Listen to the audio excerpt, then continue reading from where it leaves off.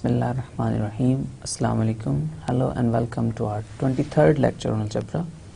Course code is MTH376 and it's for Masters of Mathematics students from ComScience Institute of Information Technology Virtual Campus. Okay, 23rd lecture, and as usual a brief recap of what we have done in the last lecture. Last lecture में हमने क्या बात की थी? हमने start किया था groups के रिलेशंस के बारे में कुछ बात की, फिर होमोमॉर्फिज्म को डिफ़ाइन किया और कुछ उसकी एग्जांपल्स दी। अब फिर मैं रिपीट कर देता हूँ डिस्कशन को। हम करना क्या चाह रहे हैं? हम ये करना चाह रहे हैं कि अभी तक जितना भी हमने काम किया उसमें हमने ये कहा कि ये ग्रुप है, इसके एग्जांपल्स हैं, इसके ये सब ग्रुप्स हो सकते हैं, ये साइक्लिक भी हो सकता है ये साइक्लिक ना भी हो, ये अबिलियन हो सकता है ये ना भी अबिलियन हो। Okay, फिर उनके एग्जांपल्स में हमने परमुटेशन ग्रुप्स की बात की और मॉडुलो ग्रुप्स की बात की, इसी तरह डिफरेंट ग्रुप्स की बात की। लेकिन अभी तक हम सिर्फ एक ग्रुप के ऊपर कंसंट्रेट कर रहे हैं। ओके, अब हमारे पास ग्रुप्स तो बहुत सारे आ गए हैं, तो अब पहला क्वेश्चन ये होना चाहिए कि क्या अभी तक जितने भी हमने ग्रुप्स देखे हैं क्या सारे के सारे डिफरेंट हैं? कहीं ये तो नहीं हो रहा कि हमारे पास दो ग्रुप्स पड़े हुए हैं, वो दोनों एक्चुअल में सेम है लेकिन हमें देखने में वो मुख्तलिफ लग रहे हैं। ओके, ये पॉसिबल है ना? अब ये मैथमेटिक्स का कॉन्सेप्ट है, राइट? अब इसको अगर आप रियल लाइफ में देखें तो हो सकता है आपने दो रूम्स हो आपके पास। अब दो रूम्स में उनकी डायमेंशंस हो सकता है सेम हो, लेकिन उनके ऊपर आपने पेंट किया हुआ, लेट्स से, राइट? अब डिफरेंट कलर्स का पेंट है तो आपको ये लगेगा तो सही ऑफ कोर्स के वो रूम्स जो हैं वो डिफरेंट हैं, लेकिन इसको अगर हम ये बहुत एक वेग सी बात है, इसकी कोई मैथमेटिक्स की एग्जैक्ट सेंस नहीं, इन दिस सिनारियो इसकी कोई एग्जैक्ट सेंस नहीं है। लेकिन अगर आप उन दो रूम्स को मैथमेटिकली देखें तो उनकी डायमेंशन सेम है, लेंथ भी सेम है, लेट्स से विड्थ भी सेम है, हाइट भी सेम है, उनका एरिया भी सेम होगा, बाकी सब चीज़ें सेम है, लेकिन उनके ऊपर आपने पेंट डिफरेंट सा किया हुआ बस, राइट? तो एक जितनी वॉल हैं, एक जैसी वॉल्स हैं, सिवाय पेंट के सब कुछ सेम है। अब हम ये कहेंगे कि ये रूम दोनों सेम ही, इनकी डायमेंशन सेम है, पेंट तो आप चेंज कर सकते हैं, उनको अपनी मर्जी से डिफरेंट कलर से पेंट कर सकते हैं। तो ये दोनों रूम्स आप ये कह लें लेट्स से सेम है। अब कहीं ऐसा तो नहीं हो रहा कि दो ग्रुप्स हमारे पास पड़े हुए हैं, एलिमेंट्स भी एक जितने हैं, उनमें एलिमेंट्स भी एक तरह से ही तकरीबन बिहेव करते हैं, लेकिन लेट्स से उनके ऊपर पेंट कोई डिफरेंट सा हुआ है। हमें लग रहा है कि ये डिफरेंट एलिमेंट्स हैं, लेकिन ये एलिमेंट्स या ये ग्रुप्स हाँ एक्चुअल में सेम है। तो अब इस कॉन्सेप्ट को हम स्टडी करना चाह रहे हैं कि हमारे पास दो ग्रुप्स जो हैं वो आपस में कब सेम होंगे, कब सेम या सिमिलर होंगे। शायद सिमिलर ज़्यादा बेहतर वर्ड है कि सिमिलर कब होंगे। सेम तो हमें लेट्स से ग्रुप को सेम अगर आपने कहना है तो आप ये शायद कहेंगे कि वो दो ग्रुप सेम है अगर उनमें दोनों एलिमेंट्स एक जितने एक जैसे हैं और बाइनरी ऑपरेशन भी सेम है। लेकिन सिमिलर का मतलब ये है, सिमिलर का कुछ और मतलब है, वो हम आगे जाके डिफाइन करेंगे।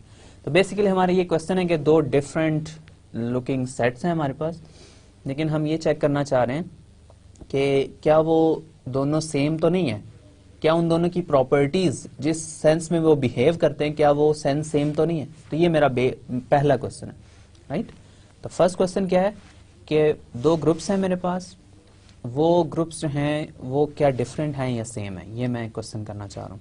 ठीक है, उसके लिए मैं रिलेशन डिफाइन कर रहा हूँ सबसे पहले दो ग्रुप्स के दरमियान। अब मैंने एक ग्रुप लिया G, दूसरा ग्रुप लिया लेट्स से H, उन दोनों के दरमियान एक रिलेशन डिफाइन कर रहा हूँ।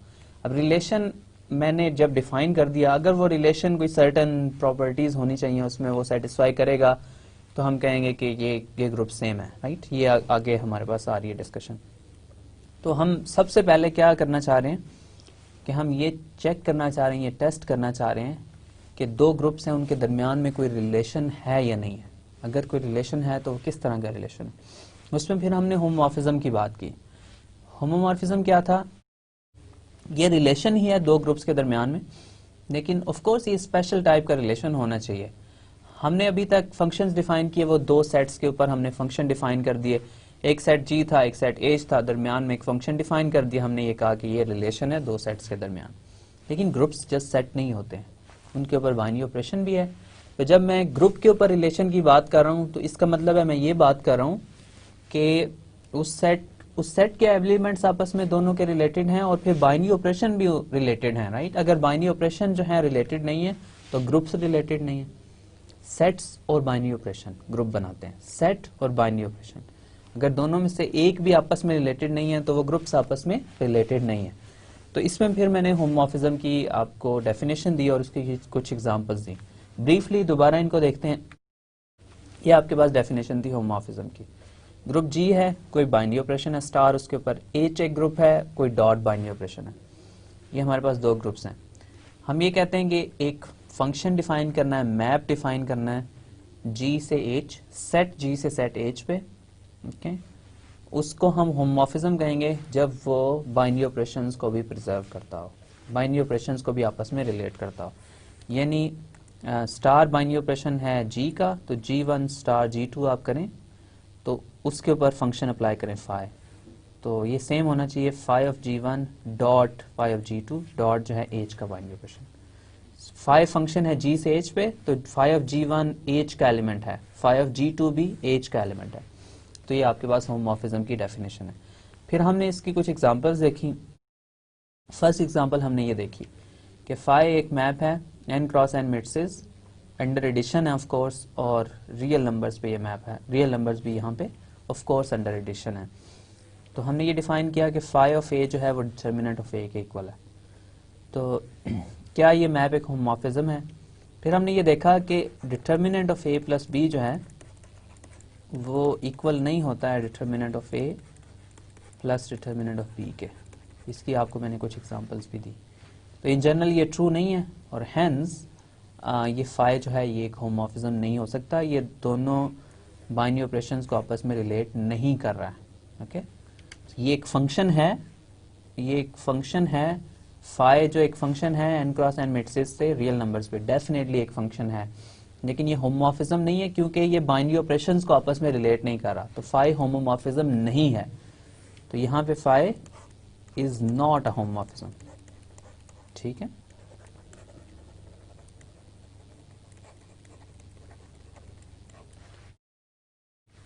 अब हमने नेक्स्ट एग्जांपल ये देखी। हमने कहा कि अब इन्वर्टेबल मैट्रिसेस लें अंडर मल्टीप्लिकेशन ऑफ कोर्स, और फिर आर क्रॉस भी अंडर मल्टीप्लिकेशन है। तो अगर आप मैप वही डिफाइन करें phi of A determinant of A, तो हर एलिमेंट के कॉरस्पॉन्डिंग डिटर्मिनेंट एग्जिस्ट करता है, और इन्वर्टेबल मैट्रिसेस का डिटर्मिनेंट नॉन जीरो होता है। तो हर एलिमेंट के लिए आपके पास एक नॉन जीरो रियल नंबर मौजूद है। तो मैप में कोई प्रॉब्लम नहीं है, ये डेफिनेटली एक फंक्शन है। फिर हमने ये देखा कि ये वेल नोन फैक्ट है हमारे पास कि determinant of A times B जो है ये हमेशा इक्वल होता है determinant of A times determinant of B. तो ये हमेशा आपके पास ट्रू है। तो ये वेल नोन प्रॉपर्टी यूज करके हमने ये कहा कि ये मैप जो है फाई इज अ होमोमॉर्फिज्म, ठीक है।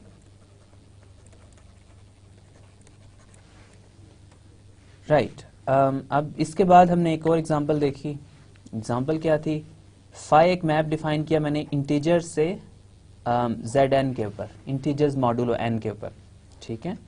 और उसमें मैंने क्या कहा कि आपने कोई भी इंटीजर लिया, उसको आपने zn में कैसे लेके जाना है, उसको n से डिवाइड कर दें और जो रिमाइंडर है उसको आप यहाँ पे आंसर के तौर पे लिखते हैं। फाई ऑफ m जो है वो m डिवाइडेड बाय n का रिमाइंडर है, ओके।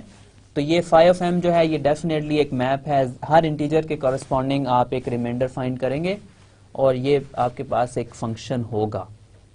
फिर हमने ये चेक किया कि ये फंक्शन जो है ये एक्चुअल में एक होमोमॉर्फिज्म भी है। कैसे चेक किया?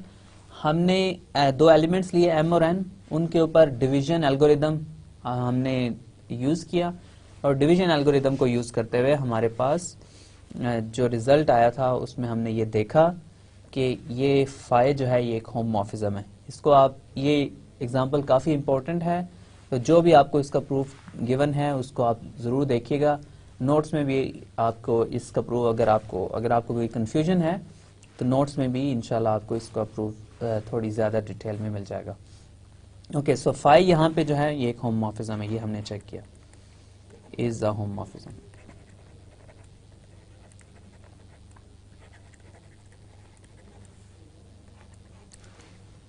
ओके, सो हमने ये कुछ एग्जांपल्स देखी जो होमोमॉर्फिज्म की थी।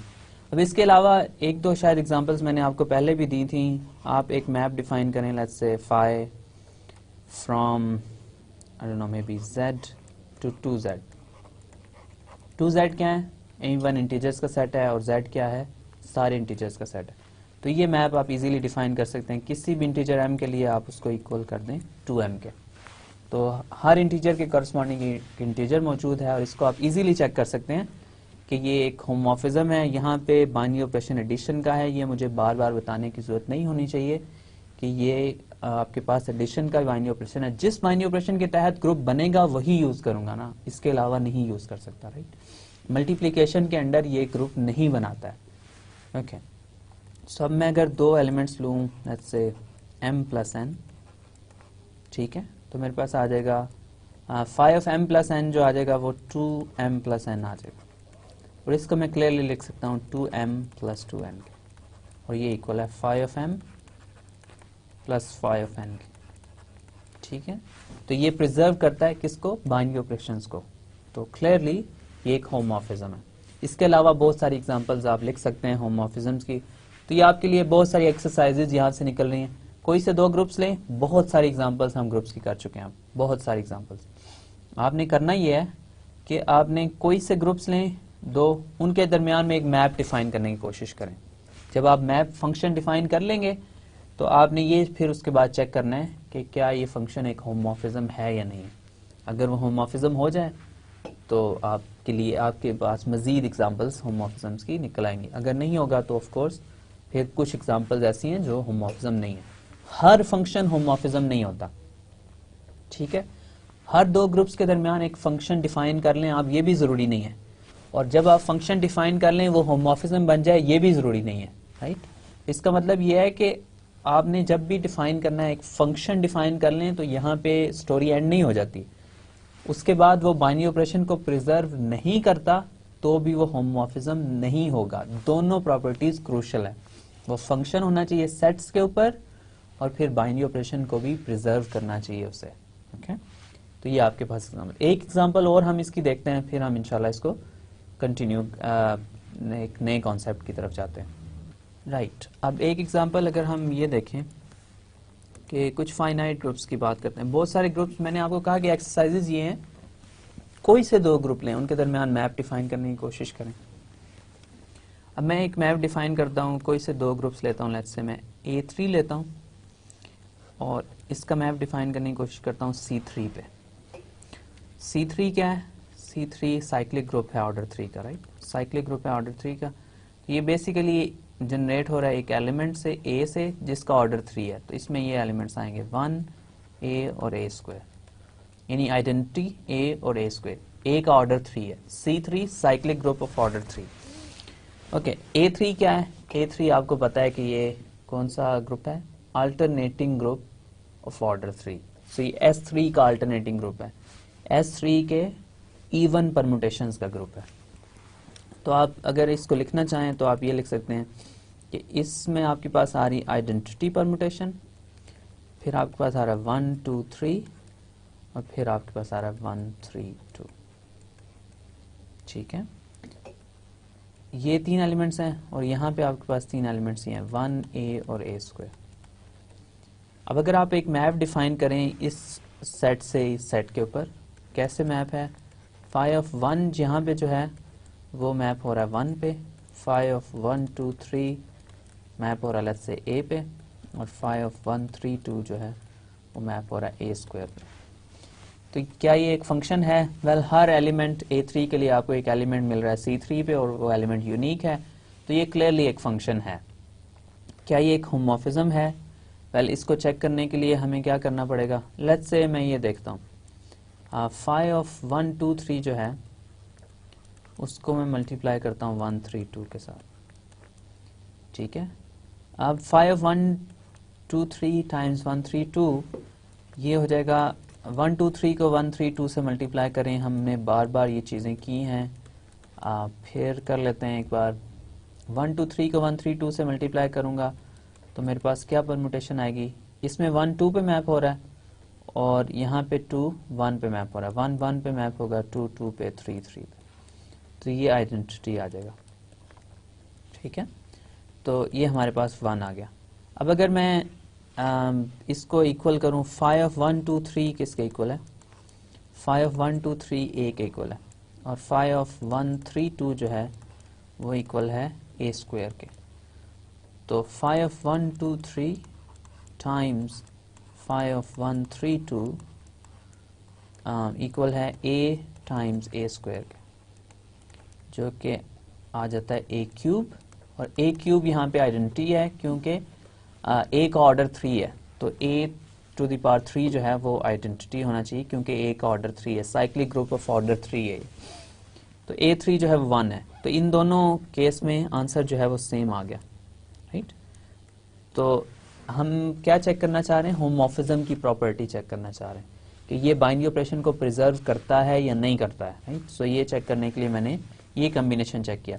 अब इसके अलावा आप कोई और कम्बिनेशन लेके देखें और चेक करें कि आपके पास आंसर क्या आता है।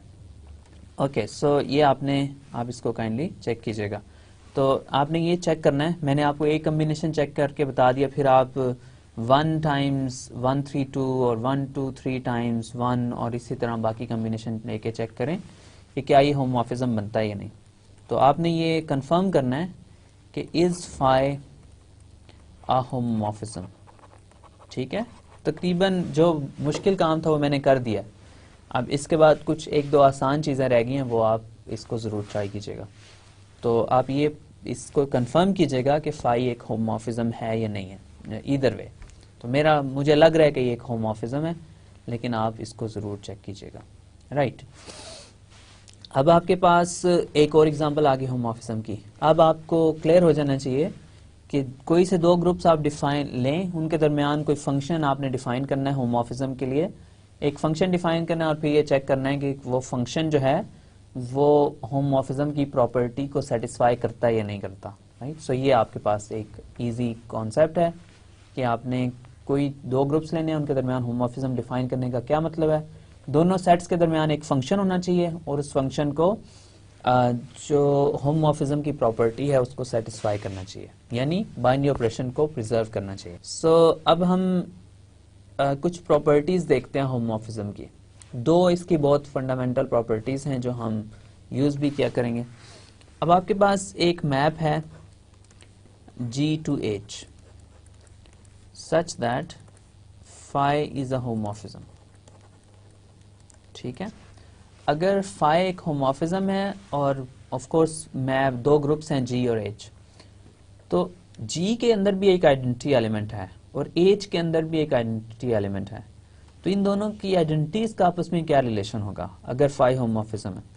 तो फर्स्ट ये है कि फाई की जो E की जो आइडेंटिटी है, G की सॉरी, वो उसके ऊपर जब मैं फाई अप्लाई करूंगा तो वो H की आइडेंटिटी के ऊपर जाएगा। तो लेट्स से E1 जो है आइडेंटिटी है G की, E2 H की आइडेंटिटी है।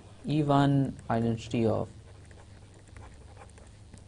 G और E2 जो है वो आइडेंटिटी है आइडेंटिटी ऑफ H। तो अगर फाई एक होमोमॉर्फिज्म है तो वो आइडेंटिटी एलिमेंट को आइडेंटिटी एलिमेंट के ऊपर ही मैप करेगा, ओके। फाई एक होमोमॉर्फिज्म है तो वो आइडेंटिटी एलिमेंट को आइडेंटिटी एलिमेंट के ऊपर ही मैप करेगा। सेकंड ये है कि अब मेरे पास कोई एलिमेंट है A जो G के अंदर है, तो अगर A एक एलिमेंट है G के अंदर और G एक ग्रुप है तो A इनवर्स भी फिर G के अंदर होगा। तो फाई ऑफ A इनवर्स क्या होगा? तो ये होगा phi of A whole inverse. ये दो फंडामेंटल प्रॉपर्टीज हैं एक होमोमॉर्फिज्म की कि वो आइडेंटिटीज को आइडेंटिटी के ऊपर मैप करता है, इनवर्सेस को इनवर्सेस के ऊपर मैप करता है। होमोमॉर्फिज्म आइडेंटिटी को आइडेंटिटी के ऊपर मैप करता है और इनवर्स को इनवर्स के ऊपर मैप करता है, राइट। सो अब ये दो प्रॉपर्टीज अगर इनका प्रूफ आपने देखना हो, राइट, तो इसका प्रूफ कैसे होगा? फर्स्ट प्रॉपर्टी को हम पहले प्रूफ करते हैं। अब आपको ये पता है कि अगर मैं कोई सा एलिमेंट लूँ लेट्स से एक्स जी के अंदर, तो उसके कॉरस्पॉन्डिंग एक एलिमेंट होगा एक्स प्राइम एच के अंदर, राइट। तो अगर कोई भी एलिमेंट एक्स में लूँ जी से, तो एक्स प्राइम हमारे पास एच में मौजूद होगा क्योंकि फाई एक मैप है, फंक्शन है जी से एच पे, और फंक्शन की प्रॉपर्टी है किसी भी एलिमेंट ऑफ G के लिए हमारे पास H में एक एलिमेंट मौजूद होना चाहिए, तो ये हमारे पास ट्रू है। अब X कोई भी एलिमेंट है ग्रुप का, तो आइडेंटिटी के साथ अगर मैं इसको मल्टीप्लाई करूं तो कोई चेंज नहीं आएगी। X जो है वो E1 टाइम्स X के इक्वल है, राइट, क्योंकि E1 आइडेंटिटी है तो X जो है वो E1 टाइम्स X के इक्वल होगा। तो अब phi of E1 times X जो है उसके ऊपर मैं होमोमॉर्फिज्म की प्रॉपर्टी अगर अप्लाई करूं, फाई एक होमोमॉर्फिज्म है, तो इसका मतलब है phi of E1 times phi of X के इक्वल है। ओके, ये सारा कुछ X प्राइम के इक्वल है, ये आप को पहले से पता है। फाई ऑफ X से ही मैं स्टार्ट कर रहा हूं और वो X प्राइम के इक्वल है। X को मैं E1 टाइम्स X लिख सकता हूं क्योंकि E1 आइडेंटिटी एलिमेंट है। आइडेंटिटी एलिमेंट को किसी भी और एलिमेंट के साथ मल्टीप्लाई करूंगा ग्रुप के, तो उस एलिमेंट में कोई चेंज नहीं आएगी। ओके, सो अब मेरे पास आ गया phi of E1 times phi of X। Okay, phi of X मेरे पास है X प्राइम के इक्वल, राइट। इस फर्स्ट स्टेटमेंट से फाई ऑफ X जो है वो X प्राइम के इक्वल है, तो मेरे पास आ जाएगा X prime is equal to phi of E1 times X prime.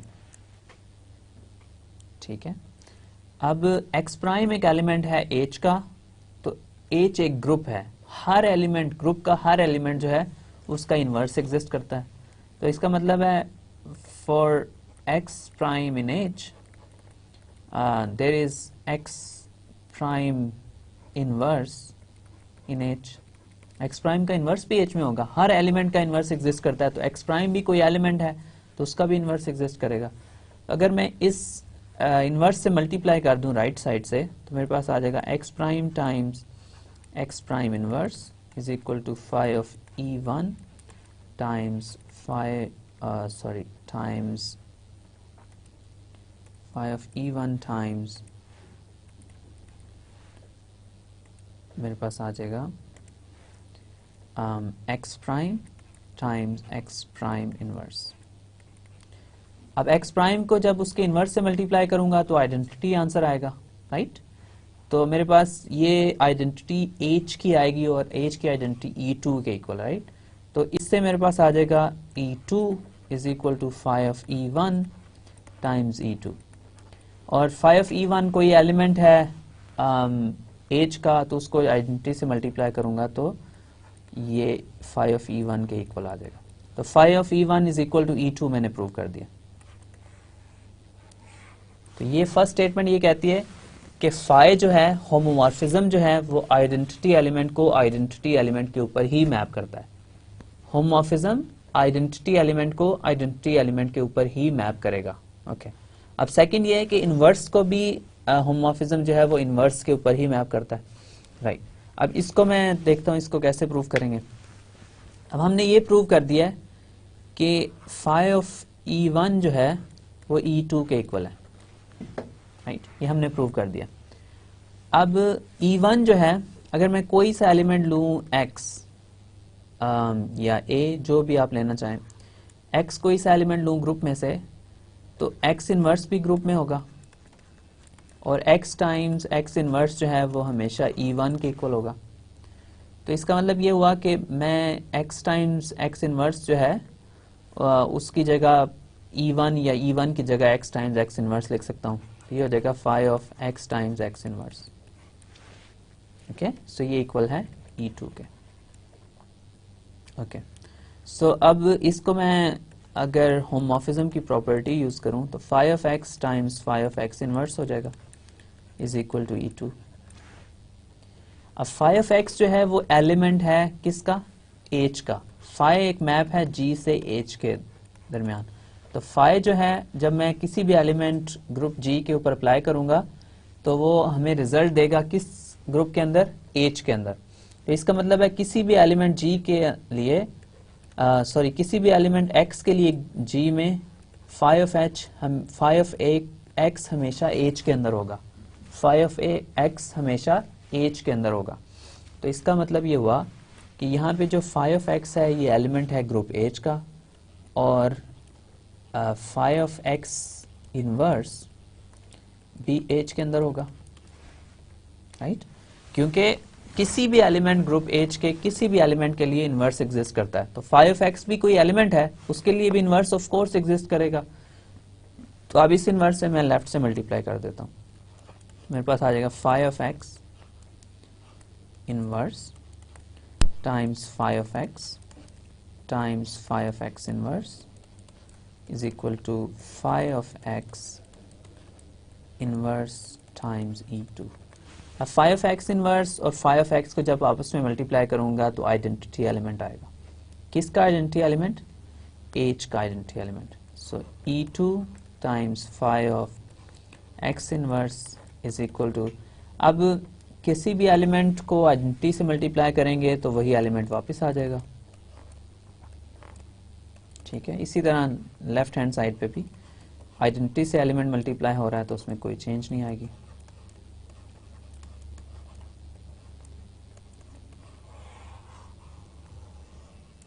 Okay, first case में हमने ये प्रूव किया कि आइडेंटिटी एलिमेंट जो है वो आइडेंटिटी के ऊपर मैप होता है, होमोमॉर्फिज्म अगर हो फाई। और सेकंड में हमने ये प्रूव कर दिया कि होमोमॉर्फिज्म अगर फाई हो तो इन्वर्स भी इन्वर्स के ऊपर मैप होता है। तो आइडेंटिटी एलिमेंट्स के ऊपर मैप होते हैं, इन्वर्स जो है वो इन्वर्स के ऊपर मैप होता है अगर फाई एक होमोमॉर्फिज्म है। तो ये हमने प्रूव कर दिया।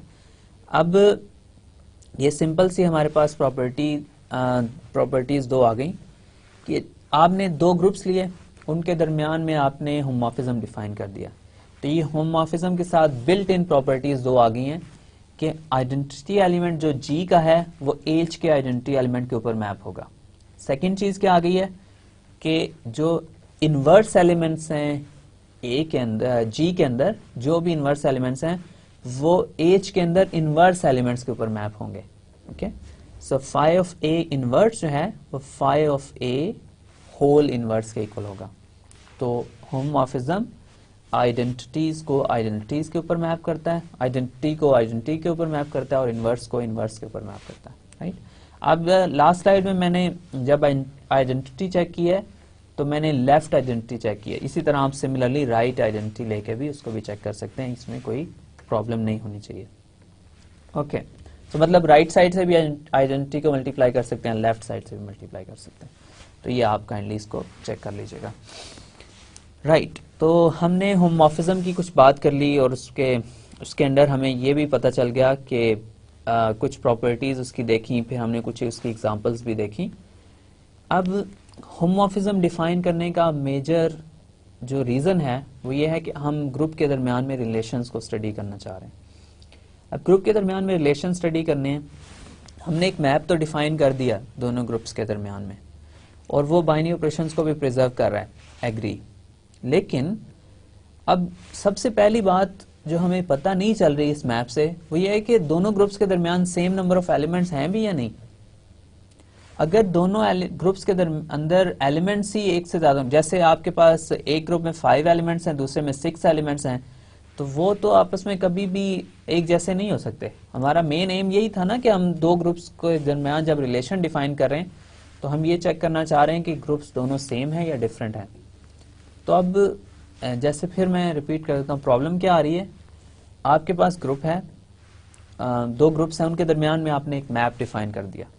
ओके, अब मैप आपने डिफाइन कर दिया, वो मैप आपके पास एक होमोमॉर्फिज्म भी बन गया, फंक्शन भी है और आपके पास एक वो होमोमॉर्फिज्म की प्रॉपर्टी यानी ग्रुप के जो स्ट्रक्चर्स हैं या बाइनरी ऑपरेशंस हैं उसको भी प्रिजर्व करा। लेकिन एक प्रॉब्लम अभी स्टिल हमारे पास मौजूद है। वो प्रॉब्लम क्या है, अगर दो जो ग्रुप्स हैं उनके दरमियान में एलिमेंट्स ही सेम नहीं है, नंबर ऑफ एलिमेंट्स, तो उनके दरमियान वो दोनों ग्रुप्स तो सेम नहीं हो सकते। राइट, आपके पास एक रूम की, दो रूम की डायमेंशंस ही सेम नहीं है, लेंथ एक की ज्यादा है दूसरे की कम है, तो वो दो रूम सेम तो नहीं कह सकते उनको। दो ग्रुप्स हैं, एक में 5 एलिमेंट्स हैं, एक में 6 एलिमेंट्स हैं, तो वो दोनों ग्रुप्स आपस में सेम नहीं हो सकते हैं। राइट, तो इसका मतलब ये हुआ कि ये एक बहुत अहम चीज है कि अगर लेट्स से इसको अगर मैं मोर प्रिसाइजली कहना चाहूँ तो ये कहूंगा कि अगर ग्रुप के फाइनाइटली मैनी एलिमेंट्स हैं तो वो सेम होने चाहिए। राइट, अगर सेम नहीं होंगे तो हमारे पास वो ग्रुप सेम नहीं हो सकते। तो ये प्रॉपर्टी जो है इस मैप के अंदर मौजूद नहीं है। फंक्शन के लिए जरूरी नहीं है कि दोनों सेट्स के अंदर सेम नंबर ऑफ एलिमेंट्स हों, लेकिन फंक्शन के ऊपर हम कुछ प्रॉपर्टीज मजीद ऐड कर सकते हैं जिससे हमें ये पता चल जाए कि दोनों ग्रुप्स के दरमियान या दोनों सेट्स के दरमियान एक्चुअल में एलिमेंट्स भी सेम है, नंबर ऑफ एलिमेंट्स भी सेम है। तो अगर हमारे पास नंबर ऑफ एलिमेंट्स भी सेम हो जाएं और वो स्ट्रक्चर्स को भी प्रिजर्व कर रहा हो ग्रुप के, तो शायद वो दोनों ग्रुप्स आपस में सेम हो जाएं, राइट। तो ये मेक श्योर करने के लिए कि दोनों ग्रुप्स के जो एलिमेंट सेम हैं, हम ये प्रॉपर्टीज या ये कंडीशंस लगाते हैं होमोमॉर्फिज्म के ऊपर, और कंडीशंस लगा के हम इसको एक नया नाम देते हैं जिसको हम आइसोमॉर्फिज्म कहेंगे। सिंपल कंडीशंस हैं, ऑलरेडी आपको पता है, लेकिन हम अब इसको होमोमॉर्फिज्म की सेंस में लेके आ रहे हैं। अगर आपके पास एक होमोमॉर्फिज्म है, if phi from G to H, G और एच ग्रुप्स हैं, इज अ होमोमॉर्फिज्म,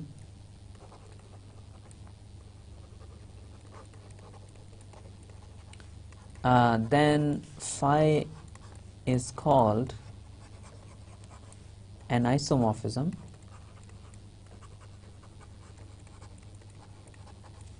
if, अगर क्या हो, if phi is 1 1 and phi is onto,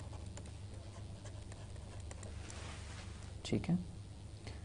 हमने एक फंक्शन डिफाइन किया हुआ है जी और एच के दरमियान, वो एक होमोमॉर्फिज्म है, उसके बाइनरी ऑपरेशंस को प्रिजर्व कर रहा है। अब हम ये कह रहे हैं कि फंक्शन अगर 1 1 भी हो और ऑन टू भी हो, मतलब ये कि अगर दो एलिमेंट्स जो हैं, दो एलिमेंट्स फंक्शन के जी के दो एलिमेंट्स जो हैं एच के एक ही एलिमेंट के ऊपर मैप नहीं हो सकते। मतलब ये कि अगर जी का एक एलिमेंट ऑलरेडी एच के एक एलिमेंट के ऊपर मैप हो गया है, तो वो दूसरा एलिमेंट उस एलिमेंट के ऊपर नहीं जा सकता। ये हमने एक कंडीशन लगा दी कि अगर किसी एलिमेंट, हमने ऑलरेडी ये कंडीशन तो हमारे पास मौजूद है फंक्शन के अंदर कि हर एलिमेंट ऑफ जी के लिए एक यूनिक एलिमेंट जो है एग्जिस्ट करना चाहिए एच में। अब सेकंड कंडीशन ये है कि हर एलिमेंट एच के लिए एक यूनिक एलिमेंट जी में भी एग्जिस्ट करना चाहिए। ओके, ये सेकंड कंडीशन है जो हमने 1 1 से देखी। और ऑन टू में ये है कि जो H जो ग्रुप है उसके सारे के सारे एलिमेंट्स यूज होने चाहिए, सारे के सारे एलिमेंट्स यूज होने चाहिए। तो अगर G में कम एलिमेंट हैं, H में ज्यादा एलिमेंट हैं, तो हम उनको आपस में मैप कर देंगे तो H के कुछ एलिमेंट्स बच जाएंगे। ओके, हम ये मेक श्योर करना चाह रहे हैं कि दोनों ग्रुप्स में सेम नंबर ऑफ एलिमेंट्स। अगर फाइनाइट के केस में इसकी सेंस बनती है, अभी मैं आपको बताता हूँ कि मैं फाइनाइट बार बार क्यों कर रहा हूँ, इसकी अभी मैं आपको 1 मिनट में आपको इसकी डिटेल बताता हूँ। लेकिन अगर आपके पास फाइनाइट का केस है, तो दोनों ग्रुप्स में आप सेम नंबर ऑफ एलिमेंट्स अगर करना चाह रहे हैं, तो फंक्शन को 1 1 एंड ऑन टू होना चाहिए। अगर फंक्शन 1 1 है लेट्स से, तो फिर ये बहुत ट्रिवियल एग्जांपल है। लेट्स से 1 2 3 और इसमें 5 1 2 3 4 4 एलिमेंट्स हैं। ये G है, ये आपका H है। आपने इसके दरमियान एक मैप डिफाइन कर दिया फाई, ठीक है। अब 1 को आप 1 पे मैप कर दें, 2 को आप 2 पे मैप कर दें, 3 को आप 3 के ऊपर मैप कर दें। हर एलिमेंट ग्रुप के लिए एक एलिमेंट एग्जिस्ट करता है H में और वो यूनिक है। हर एलिमेंट H के तीनों एलिमेंट्स 1 2 3 के लिए यूनिक एलिमेंट एग्जिस्ट कर रहा है G के अंदर। लेकिन जो 4 है वो यूज नहीं हो रहा, 4 यूज नहीं हो रहा, फंक्शन ऑन टू नहीं है, इसकी कोड डोमेन इसकी रेंज के इक्वल नहीं है। तो इसका क्लियरली मतलब ये होता है कि G और H में सेम नंबर ऑफ एलिमेंट्स नहीं है। ओके, तो अगर आपने G और H में सेम नंबर ऑफ एलिमेंट्स को श्योर करना है फाइनाइट ग्रुप्स के लिए, तो आपके पास फाई को एक 1 1 एंड ऑन टू फंक्शन होना चाहिए। तो होमोमॉर्फिज्म के ऊपर आप ये कंडीशन लगा रहे हैं, फंक्शन अगर 1 1 भी हो और ऑन टू भी हो, तो उसको हम एक आइसोमॉर्फिज्म कहेंगे। Okay, so 1 1 and onto का आपको और भी, जैसे एक नाम और शायद आपने इसका देखा कि फाई इज बाइजेक्टिव। ओके, सो मतलब 1 1 एंड ऑन टू को एक सेंटेंस में अगर कहना हो तो हम उसको कहते हैं कि phi is a bijective function. तो आइसोमॉर्फिज्म क्या होता है? Isomorphism phi is a bijective homomorphism. Okay, और इसी को दोबारा अगर एक और तरीके से कहना हो तो कहेंगे कि phi is an isomorphism if phi is a 1 1 on to homomorphism। ठीक है, तो ये हमने आइसोमॉर्फिज्म डिफाइन कर दिया। अब हम ये कहेंगे, हम ये क्वेश्चन हमारा ये था कि कब ये दो ग्रुप्स आपस में सेम होंगे। तो we will say that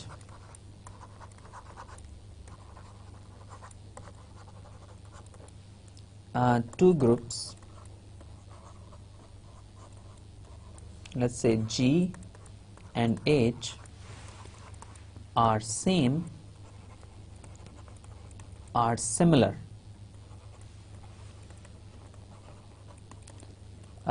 if G and H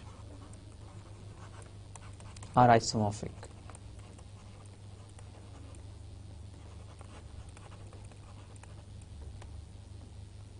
isomorphic. अब दो ग्रुप्स के आइसोमॉर्फिक होने का क्या मतलब है?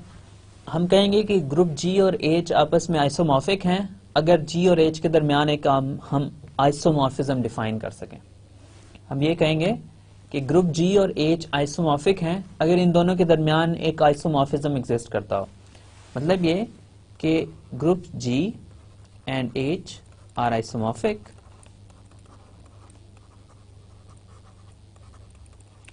if there exists a map phi from G to H such that phi is an isomorphism.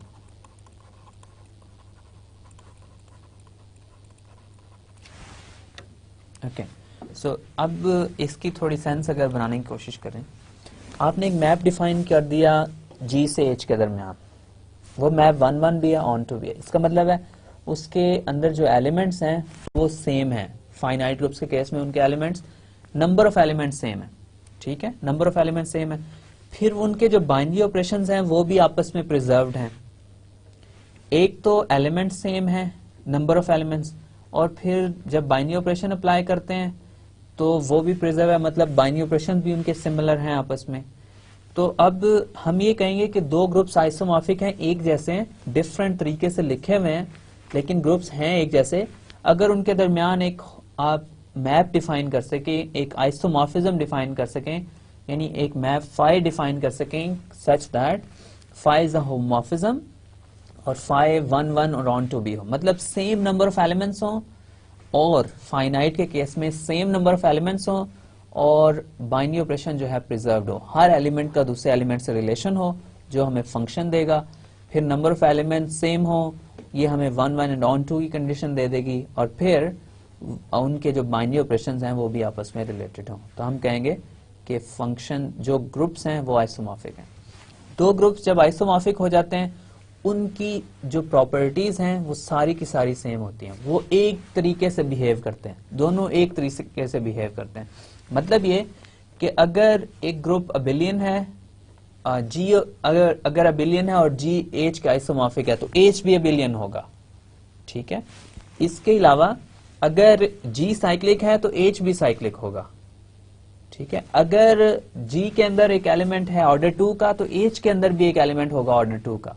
अगर जी के अंदर 5 एलिमेंट्स हैं ऑर्डर 3 के तो एच के अंदर भी 5 एलिमेंट्स होंगे ऑर्डर 3 के। तो जब भी हम ग्रुप्स को कह देते हैं ये दोनों ग्रुप्स आइसोमॉर्फिक हैं, वो उनकी सब प्रॉपर्टीज आपस में सेम होती हैं, लेकिन एलिमेंट्स डिफरेंट हो सकते हैं, एलिमेंट्स डिफरेंट हो सकते हैं लेकिन उनकी सारी की सारी प्रॉपर्टीज जो हैं आपस में सेम होती हैं। ओके, तो हम ये मतलब आइसोमॉर्फिज्म बहुत इंपॉर्टेंट कॉन्सेप्ट है, बहुत इंपॉर्टेंट कॉन्सेप्ट है। किस लिए कि जब भी दो ग्रुप्स आइसोमॉर्फिक हो जाते हैं फिर हम सिर्फ एक को स्टडी करते हैं, दूसरा उसके आइसोमॉर्फिक है, उन दोनों के आपस में प्रॉपर्टी सेम है, एलिमेंट से हम कंसर्न नहीं है क्योंकि वो एलिमेंट्स डिफरेंट लग रहे हैं लेकिन वो है नहीं, उनके ऊपर आपने पेंट कर दिया उनको डिफरेंट, एक को येलो कलर कर दिया एक को रेड कलर कर दिया, दोनों बॉल्स तो सेम है।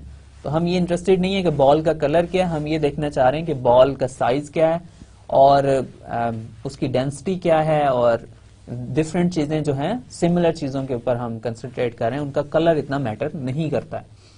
तो इसलिए जो ग्रुप्स आइसोमॉर्फिक होते हैं वो डिफरेंट देखने में हो सकते हैं लेकिन उनकी सारी की सारी प्रॉपर्टीज जो हैं वो सेम होती हैं, तो हम ये कहते हैं कि ग्रुप्स जो हैं आपस में आइसोमॉर्फिक हैं। तो अब ये कैसे चेक करेंगे कि दो ग्रुप्स आपस में आइसोमॉर्फिक हैं? जब भी आपने ये चेक करना हो कि दो ग्रुप्स आइसोमॉर्फिक हैं, हमें एक मैप चाहिए, एक फंक्शन चाहिए दोनों ग्रुप्स के दरमियान में, और वो फंक्शन जो है उसको होमोमॉर्फिज्म होना चाहिए और 1 1 और ऑन टू होना चाहिए। तो आपने अगर ये चेक करना है, हमने ये चेक करना है how to check that the groups G1 and G2 are isomorphic.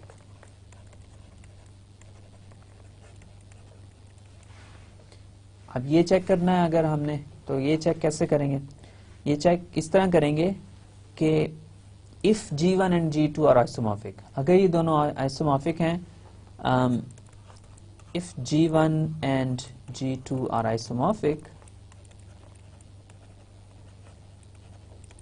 अगर ये दोनों आइसोमॉर्फिक है तो इन दोनों के दरमियान एक आइसोमॉर्फिज्म होना चाहिए, right? So then define a map phi from G1 to G2 such that phi is an isomorphism.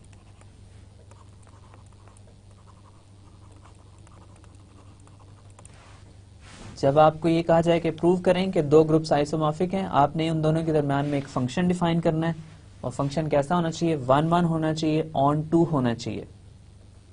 Function को 1 1 भी होना चाहिए, फंक्शन को ऑन टू भी होना चाहिए, और इसके अलावा क्या होना चाहिए? इसके अलावा ये होना चाहिए कि वो फंक्शन जो है 1 1 हो, ऑन टू और होमोमॉर्फिज्म हो। ये तीनों कंडीशंस अगर सेटिस्फाई करेगा तो आपके पास ग्रुप्स आइसोमॉर्फिक होंगे, अगर नहीं सेटिस्फाई करेगा तो ग्रुप्स आइसोमॉर्फिक नहीं होंगे। तो ये हमारे पास बहुत फंडामेंटल हमारे पास वे है दो ग्रुप्स को आइसोमॉर्फिक प्रूव करने का।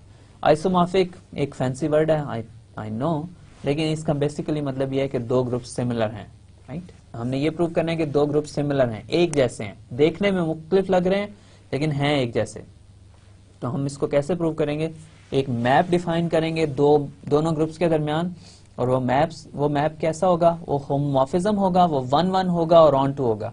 अगर ये तीनों प्रॉपर्टीज वो सेटिस्फाई करता है तो वो एक आइसोमॉर्फिज्म है, और ग्रुप्स G1 एंड G2 आपस में आइसोमॉर्फिक हैं, दोनों एक जैसे ग्रुप हैं, देखने में डिफरेंट लग रहे हैं लेकिन एक्चुअल में एक जैसे ग्रुप्स हैं, राइट? तो इसके ऊपर हम मजीद बात करेंगे।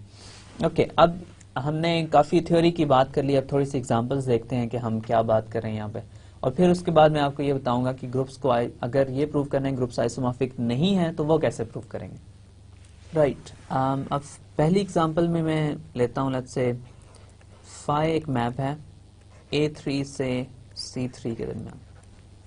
ओके, अब A3 और C3 में कौन से एलिमेंट्स हैं आपको पता है। C3 जो है ये जनरेट हो रहा है A से, और A3 जो है वो जनरेट हो रहा है 1 2 3 से, ठीक है? A का ऑर्डर जो है वो 3 है, और 1 2 3 का जो ऑर्डर है वो भी 3 है, राइट? ओके, सो अब इन दोनों के दरमियान हमने मैप डिफाइन किया था, मैंने आपको आज ही इसकी हमने एग्जांपल की है।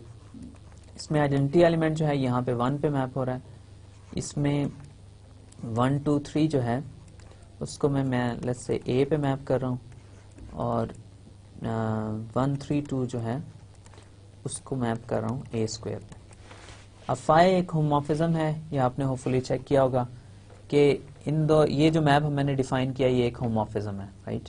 अब मैं ये चेक करना चाह रहा हूँ कि क्या ये होमोमॉर्फिज्म 1 1 एंड ऑन टू भी है। तो अगर आप ये देखें कि 1 1 पे मैप हो रहा है 1 2 3 A पे, और इसी तरह 1 3 2 A स्क्वायर पे, तो अगर हमारे पास कोई दो ऐसे एलिमेंट नहीं है जो आपस में एक एलिमेंट अगर 1 पे मैप हो रहा है तो इसके अलावा कोई एलिमेंट 1 के ऊपर मैप नहीं हो रहा है। इसकी मैथमेटिकल डिस्क्रिप्शन भी है 1 1 एंड ऑन टू की, ये आपको होपफुली पता भी होगा, लेकिन इस केस में ये हमें जरूरत नहीं है, लेकिन हम नेक्स्ट एग्जांपल में इसको भी देखेंगे। तो 1 जो है वो 1 पे मैप हो रहा है, 1 2 3 A पे, 1 3 2 A स्क्वायर, तीनों डिफरेंट एलिमेंट्स हैं। इसी तरह C3 के तीनों एलिमेंट्स के कॉरेस्पॉन्डिंग हमें तीनों डिफरेंट एलिमेंट्स मिल रहे हैं, राइट? तो ये 1 1 है, हर एलिमेंट C3 का यूज हो रहा है, ये ऑन टू है। फाई एक होमोमॉर्फिज्म है, ये 1 1 है, ये ऑन टू है, तो ये एक आइसोमॉर्फिज्म है। phi is an isomorphism.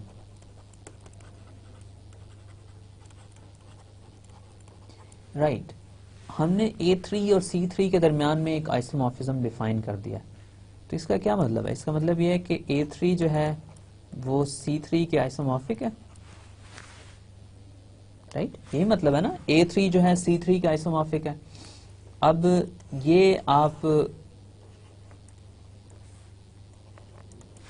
इसको थोड़ी देर अगर आप इसको ऑब्जर्व करने की कोशिश करें कि ये हमारे पास क्या चीज आ गई है।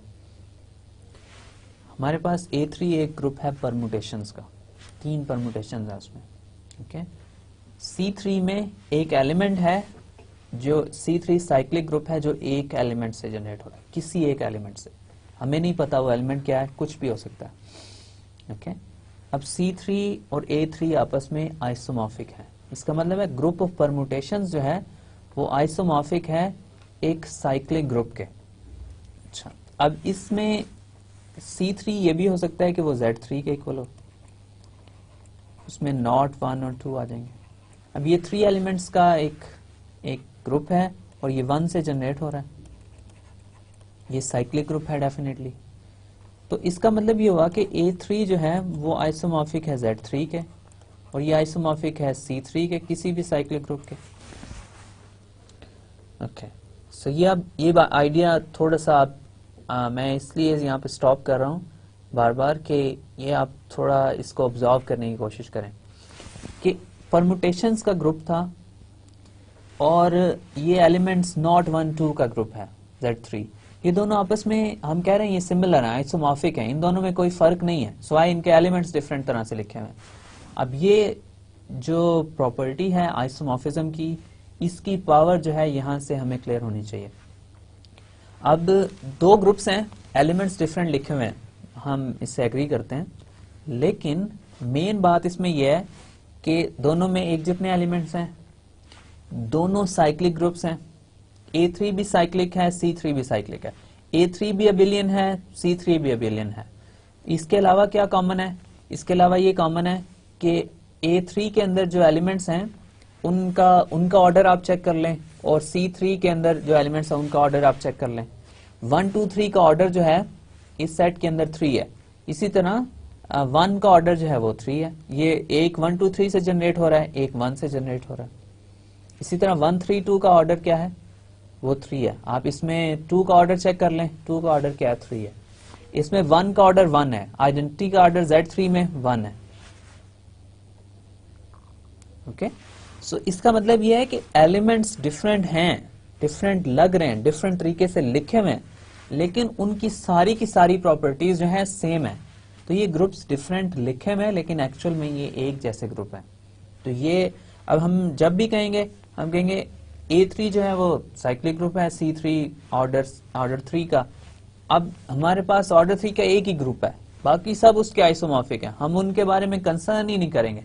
Z3 को स्टडी करेंगे, इसका मतलब आप A3 को स्टडी कर रहे हैं, A3 को स्टडी करें मतलब C3 को स्टडी कर रहे हैं। तो 3 एलिमेंट्स के जो भी ग्रुप्स हैं वो सारे आपस में आइसोमॉर्फिक है। ये शायद मैंने आपको प्रूफ बताया भी था कि जो 3 एलिमेंट्स का जो ग्रुप है वो एक ही होता है, एक से ज्यादा नहीं होता। ओके, तो अब ये अगर आप इसको दोबारा से एक दफा अपने माइंड में रिवाइज करें, यहाँ पे हम ये कहना चाह रहे हैं कि परमुटेशन का ग्रुप्स, 3 परमुटेशन का ग्रुप्स Z3 के आइसोमॉर्फिक है। मतलब कहने का ये नहीं मैं कह रहा कि दोनों ग्रुप्स सेम है, एग्जैक्टली सेम है, ऑफ कोर्स वो नहीं है, उन दोनों के एलिमेंट्स डिफरेंट हैं, लेकिन उनका बिहेवियर जो है वो एग्जैक्टली सेम है। मतलब दोनों ग्रुप साइक्लिक हैं, दोनों ग्रुप अबिलियन हैं, दोनों के एलिमेंट्स का ऑर्डर सेम है।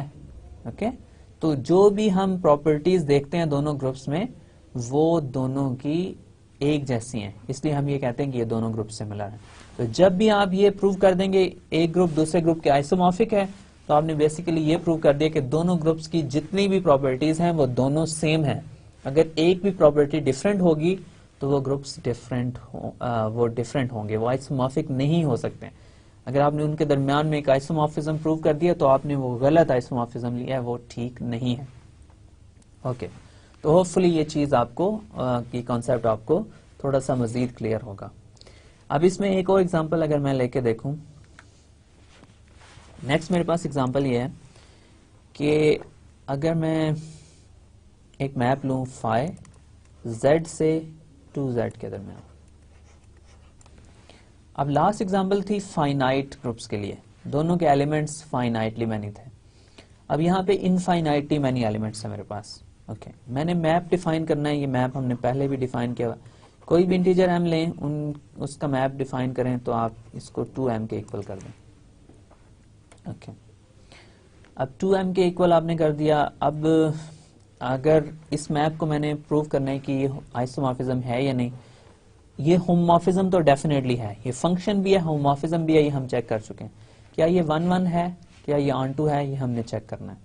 ओके राइट, सो अगर मैंने किसी भी फंक्शन को 1-1 प्रूव करना हो तो अब फाई ऑफ m अगर फाई ऑफ n के इक्वल हो, यानी 2z के कोई दो एलिमेंट्स आपस में इक्वल हों तो उनका प्री इमेज यानी z के एलिमेंट्स भी आपस में इक्वल होने चाहिए। अगर ऐसा नहीं है तो ये 1-1 नहीं होगा। ये हम 1-1 की ये प्रॉपर्टी है, ये हम पहले भी एक दो बार इसमें डिटेल में बात कर चुके हैं। तो फाई ऑफ m अगर मैं फाई ऑफ n के इक्वल लूं तो मैं बेसिकली कह रहा हूं 2m जो है वो 2n के इक्वल है। राइट, अब 2 अगर आप दोनों साइडों से कैंसिल कर दें तो आपके पास ये आ जाएगा m जो है वो n के इक्वल होगा। ओके, तो इसका मतलब ये हुआ कि ये फंक्शन 1-1 है। This implies phi is 1-1। अब ये सेकंड ये है कि क्या ये फाई ऑन टू है।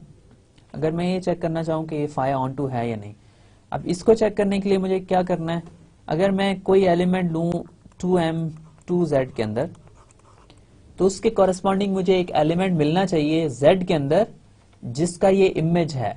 Okay, so for 2m in 2z there exists m in z such that phi of m is equal to 2m। Okay, तो इसका मतलब ये हुआ कि हर एलिमेंट जो है 2z का वो यूज हो रहा है, हर एलिमेंट यूज हो रहा है और उसके कॉरेस्पॉन्डिंग एक इंटीजर आपको मिल जाएगा। तो इसका मतलब है फाई ऑन टू भी है। ओके, सो अब मैं कंक्लूजन स्टेट कर रहा हूं। इसमें कंफ्यूजन जो है वो शायद आपको हो, इसलिए मैं इसको बहुत स्लोली लेके चल रहा हूं। मैंने ये कह दिया है फाई एक आइसोमॉर्फिज्म है। okay? z से 2z के ऊपर मैंने डिफाइन किया तो फाई एक आइसोमॉर्फिज्म है। इसका मतलब ये हुआ कि फाई इज एन आइसोमॉर्फिज्म।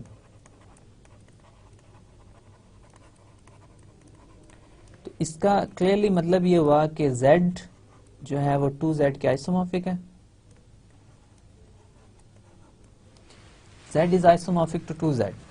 अब फाइनाइट के केस में हमने कहा कि दोनों के elements, number of elements same हैं, तो इसलिए और इनकी प्रॉपर्टीज भी आपस में सेम हैं, तो ये आइसोमॉर्फिक हैं। अब आपने अगर आप इन दोनों एलिमेंट्स को देखें, दोनों सेट्स को देखें, ये इनफाइनाइट सबसेट्स हैं, इनफाइनाइट सेट्स हैं। अब ये इन दोनों के क्या एलिमेंट्स आपस में सेम है? वेल, हम मतलब कुछ कह नहीं सकते। क्या कैसे हम कैलकुलेट करेंगे कि कितने एलिमेंट z के अंदर और कितने एलिमेंट 2z के अंदर है?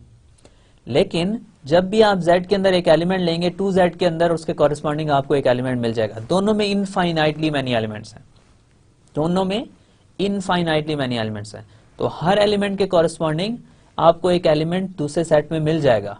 तो इनफाइनाइटली मैनी एलिमेंट्स अगर सेट में हो तो उसमें हम नंबर ऑफ एलिमेंट्स की बात नहीं कर सकते। हम इन्फिनिटी इक्वल टू इन्फिनिटी की बात हम नहीं कर सकते, इन्फिनिटीज को आपस में कंपेयर नहीं कर सकते। इन्फिनिटीज नंबर्स नहीं है। ओके, सिंबल्स को आपस में कंपेयर नहीं कर सकते हम। तो इसका मतलब ये हुआ कि इन दोनों सेट्स के एलिमेंट्स कितने हैं हमें पता नहीं है, लेकिन इनके जो भी एलिमेंट्स हैं, अगर एक एलिमेंट z में है तो उसके कॉरेस्पॉन्डिंग आप 2z में एक एलिमेंट आपको मिल जाएगा, कोई भी एलिमेंट z में लें। ओके, और इसके अंदर सारी की सारी प्रॉपर्टीज जो हैं वो आइसोमॉर्फिज्म की ये फंक्शन जो है वो सेटिस्फाई करता है। तो ये दोनों सेट्स जो हैं ये आइसोमॉर्फिक हैं, ये दोनों ग्रुप्स आपस में आइसोमॉर्फिक हैं। z और 2z एक ही चीज है।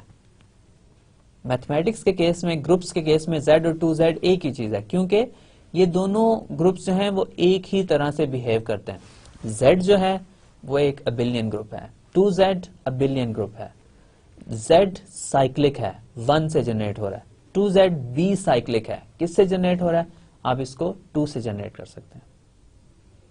ओके, z भी साइक्लिक है, 2z भी साइक्लिक है, इसका मतलब ये हुआ दोनों साइक्लिक ग्रुप्स हैं। अब अगर जीरो आइडेंटिटी है z के अंदर, उसका ऑर्डर 1 है, जीरो आइडेंटिटी 2z के अंदर, उसका ऑर्डर 1 है, z के अंदर हर एलिमेंट का सिवाय आइडेंटिटी के ऑर्डर इनफाइनाइट है, 2z के अंदर हर एलिमेंट का सिवाय आइडेंटिटी के ऑर्डर इनफाइनाइट है। ओके, इसके अलावा कोई प्रॉपर्टी आप चेक करना चाहें, आप चेक कर सकते हैं। तो दोनों जो ग्रुप्स हैं वो एक जैसे हैं, एक जैसे बिहेव करते हैं। एलिमेंट सेम होना जरूरी नहीं है। Number of elements infinitely many elements के केस में नहीं बात कर सकते हम कि कितने नंबर ऑफ एलिमेंट्स हैं, लेकिन बहुत सारे हैं, जितने आपको चाहिए उतने आपको मिल जाएंगे। z के हर एलिमेंट के करस्पॉन्डिंग 2z में आपको एक एलिमेंट मिल जाएगा, आपको कोई प्रॉब्लम नहीं होगी। तो हमने ये एक मैप डिफाइन कर दिया है जो एक आइसोमॉर्फिज्म है इन दोनों के दरमियान। तो ये दोनों ग्रुप्स आपस में आइसोमॉर्फिक हैं। अब इसके अलावा भी आप इसके ऊपर मैप शायद डिफाइन कर सकते हैं। एक दफा दो ग्रुप्स आपस में आइसोमॉर्फिक हो गए तो वो हमेशा आइसोमॉर्फिक ही रहेंगे।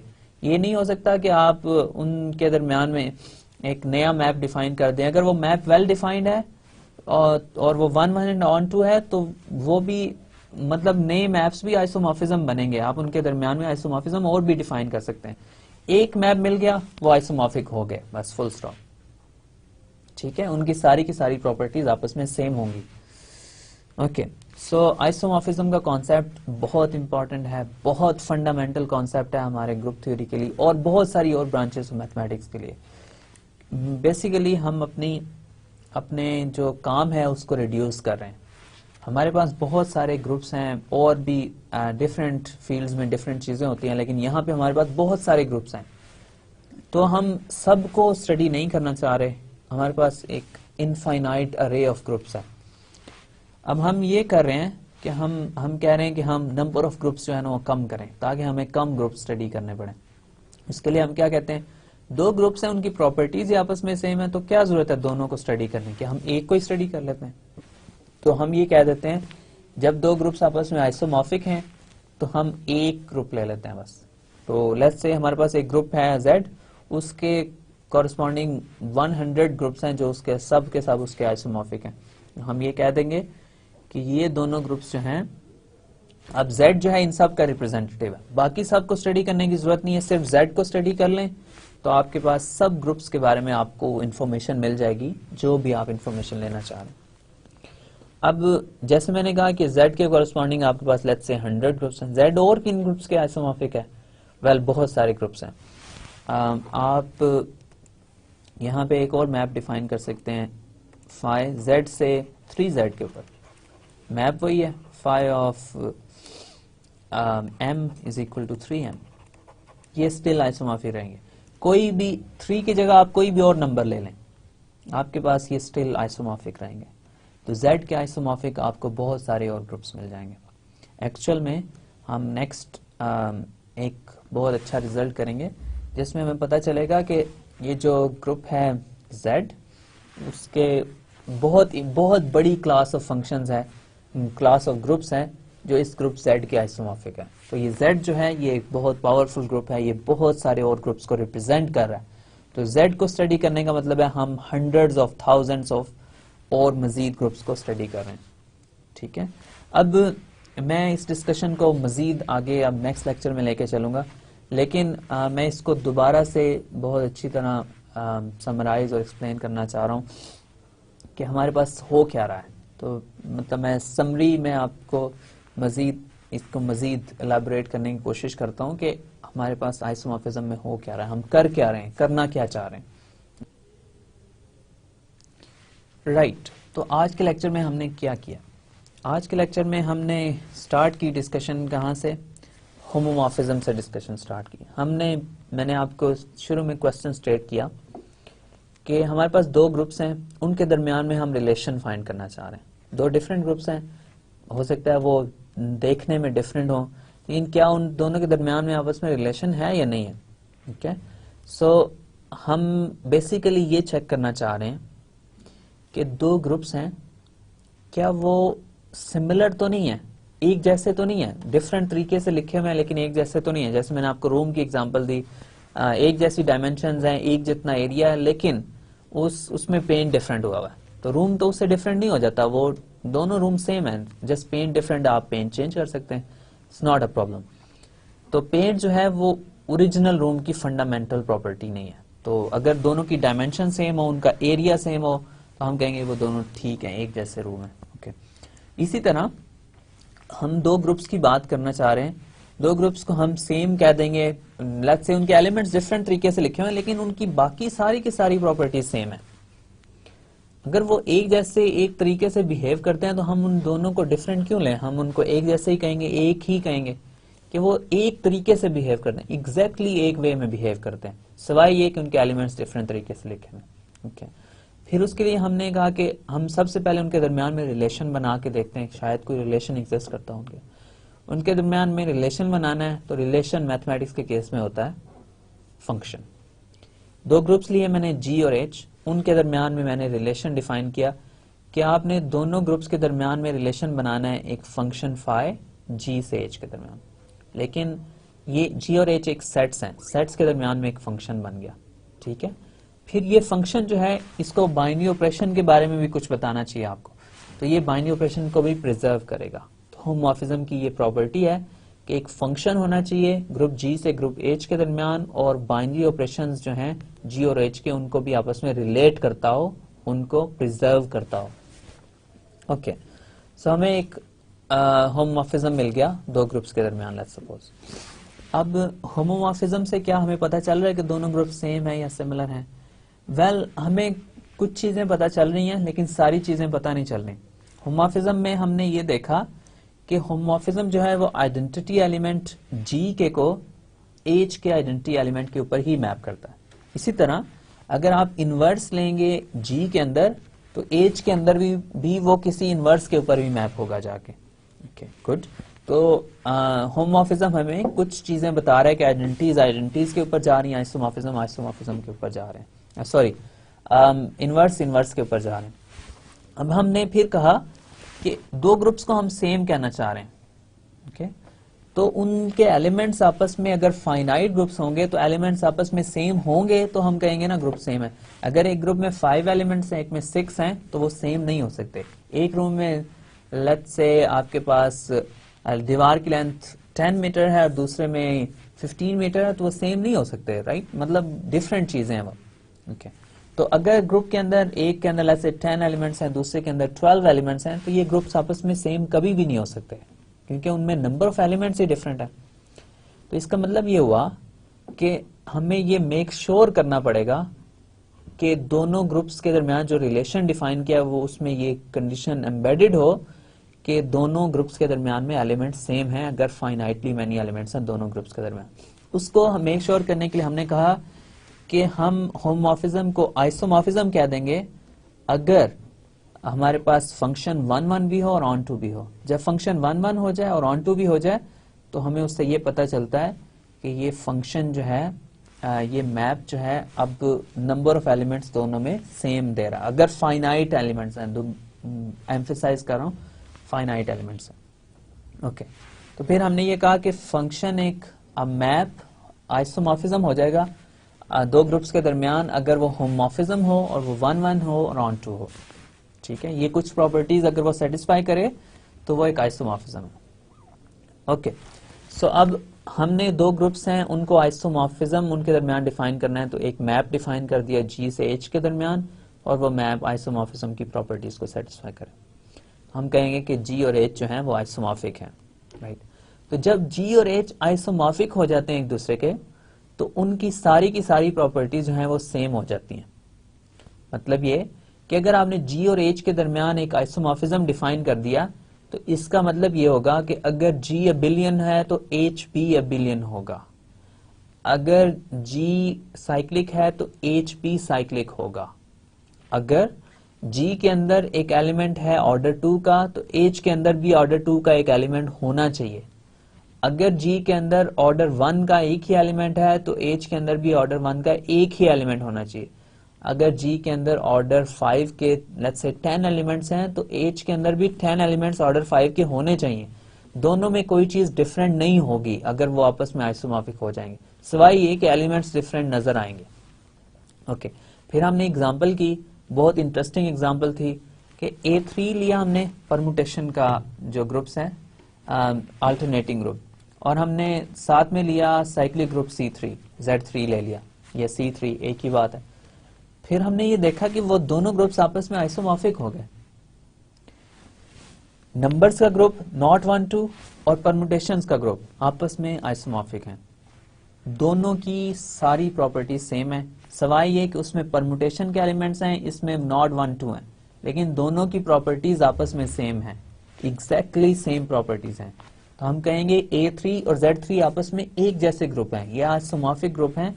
हमने एलिमेंट्स डिफरेंट हैं कोई बात नहीं, लेकिन वो बिहेव एक तरीके से करते हैं, एग्जैक्टली एक तरीके से बिहेव करते हैं। ओके, तो हमने ये इस एग्जांपल में देखा। फिर हमने ये कहा कि फाइनाइट क्यों कर रहे हैं हम, कि अगर नंबर ऑफ एलिमेंट सेम होंगे, अगर ग्रुप्स फाइनाइट होंगे। हमने Z और 2Z की बात की। अब Z के केस में एलिमेंट्स हमें नहीं पता कितने हैं, हमें ये पता है कैसे हैं, लेकिन ये नहीं पता कितने हैं, इनफाइनाइटली मैनी एलिमेंट्स। 2Z लिया, 2Z के केस में हमें ये पता है कि एलिमेंट्स कैसे हैं, ये नहीं पता कितने हैं। ठीक है, दोनों के अंदर इनफाइनाइटली मैनी एलिमेंट्स हैं बस। ठीक है, अब इन दोनों के दरमियान में मैप डिफाइन कर दिया। अगर वो मैप होमोमॉर्फिज्म हो, 1 1 हो और ऑन टू हो, तो हम ये कहेंगे कि ये दोनों ग्रुप्स भी आइसोमॉर्फिक हैं। हमने फिर इन दोनों ग्रुप्स के दरमियान में एक मैप डिफाइन करने में हम कामयाब हो गए जो आइसोमॉर्फिज्म था। तो हमने ये कह दिया कि Z और 2Z जो हैं दोनों एक ही हैं, दोनों एक तरीके से बिहेव करते हैं। फिर हमने ये भी कहा कि Z और 3Z भी एक ही हैं, एक तरीके से बिहेव करते हैं। फिर मैंने आपको ये कहा कि नेक्स्ट टाइम हम ये प्रूव करेंगे कि Z जो है ये एक्चुअल में बहुत सारे और ऐसे ग्रुप्स हमने स्टडी किए हैं जो सारे के सारे Z के आइसोमॉर्फिक हैं। ठीक है, तो जब भी ग्रुप्स आइसोमॉर्फिक आ जाते हैं, फिर हमारे पास एक रिप्रेजेंटेटिव आ गया उस क्लास में से। सारे आइसोमॉर्फिज्म ग्रुप एक सेट में रख दें, आप एक क्लास में रख दें, एक रूम में रख दें, उनमें से एक आप चूज कर लें, कोई सा एक अपनी मर्जी से, तो वो उसकी प्रॉपर्टीज और बाकी सब की प्रॉपर्टीज सेम है। उनकी लेट्स से जैसे वो नजर आ रहे हैं वो डिफरेंट हो सकते हैं। आप इसको लेट्स से आप ये कहना चाहें कि उन सब लोगों की शक्ल डिफरेंट हो सकती है, लेकिन वो सब के सब एक ही तरीके से बिहेव करते हैं।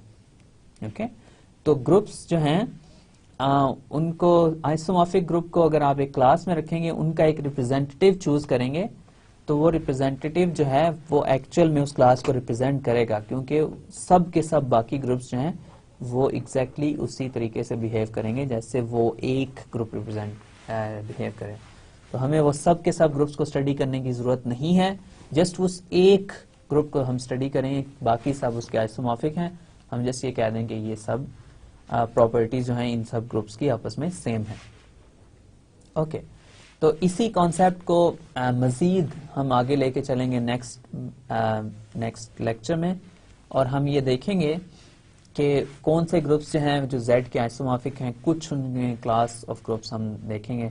फिर हम कुछ मजीद आइसोमॉर्फिज्म की एग्जांपल्स देख के हम इससे आगे हम और मजीद फंडामेंटल कॉन्सेप्ट्स की तरफ मूव हो जाएंगे। तो आज के लिए मैं यहीं पे अपनी डिस्कशन को क्लोज करता हूँ। Thank you very much for your time and attention. आज के लेक्चर में शायद बहुत ज़्यादा हमने डिटेल और थ्योरेटिकल बातें की, लेकिन इसके पीछे एक बहुत फंडामेंटल पर्पस था, वो होपफुली आपको क्लियर होगा कि इसके पीछे क्या हमारा एम क्या है, हमारी रीज़न क्या है। तो अगर आपको लेट्स से कोई प्रॉब्लम हो रही हो तो आप दोबारा रिपीट करके इसको प्लीज़ स्टडी कीजिएगा। ये बहुत इंपॉर्टेंट कॉन्सेप्ट है, बहुत फंडामेंटल कॉन्सेप्ट है। आपको थ्रू आउट मैथमेटिक्स इस चीज़ के बारे में पता बार बार आपके सामने आती रहेगी, इसलिए इसको क्लियर कर लेना बहुत इंपॉर्टेंट होगा। So thank you very much for your time and attention, and I'll see you again in the next lecture. Thank you very much.